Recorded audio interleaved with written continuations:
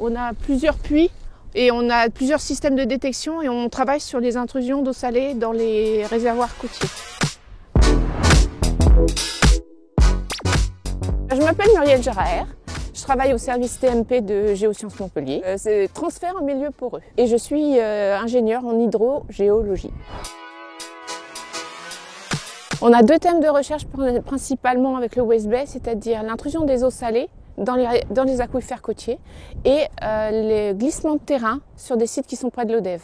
Ce que je fais au quotidien, c'est venir sur site et donc sur différents niveaux, je prélève des données. Je relève le pH et la conductivité sur place et puis je prélève des échantillons qui peuvent après aller au laboratoire pour des analyses plus fines. Alors quand on n'est pas sur le terrain, il faut entretenir le matériel, le réétalonner et toutes les données qu'on récupère généralement finissent sur des bases de données qui sont pour certains sites grand public et pour certains autres sites qui ne le sont pas. On a 5 terrains sur le West Bay.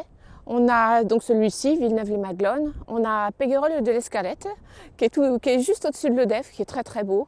On a le Barcarès et le Canet en Roussillon. Et le dernier, c'est à Majorque, mais on n'y va plus énormément. Alors la problématique ici, c'est l'intrusion d'eau saline dans les réservoirs côtiers. On a fait aussi des expérimentations sur le stockage du CO2 il y a quelques années. Hop là. Ça c'est le trépied avec le treuil qui va me permettre de descendre la sonde de prélèvement. Ce puits-là va jusqu'à 60 mètres et il est entièrement tubé pour pouvoir laisser passer la sonde et faire des mesures très précises. C'est celui qui me permet de faire toutes les données que je recueille sur le terrain. Le West Bay. C'est une marque en fait, c'est un raccourci en fait, c'est pour dire que c'est des instruments de prélèvement d'eau. C'est jamais routinier en fait. On a l'impression que c'est toujours les mêmes sites, toujours les mêmes niveaux, mais en fait le matériel, le climat, tout fait qu'à chaque fois c'est tout à fait différent et il faut s'adapter et rebondir assez vite pour pouvoir faire ce qu'on a à faire.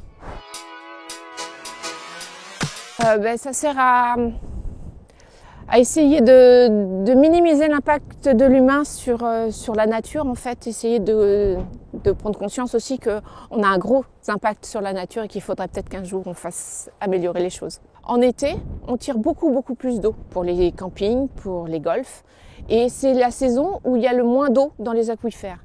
Ce qui fait que plus on prélève dans les aquifères, plus l'eau salée de la mer a tendance à rentrer dedans. Et si on continue comme ça, un jour, ces aquifères, ils pourront plus nous fournir de l'eau. Et ça sera désastreux pour nous, mais je pense que c'est désastreux pour la planète aussi. C'était dans les premières années où je travaillais ici. Et je me suis un peu éloignée du groupe pour aller faire pipi.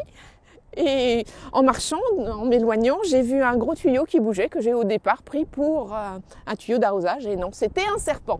Ça m'a bien coupé mon envie de pipi, j'ai retrouvé le groupe et je suis restée sagement avec les autres. Et depuis...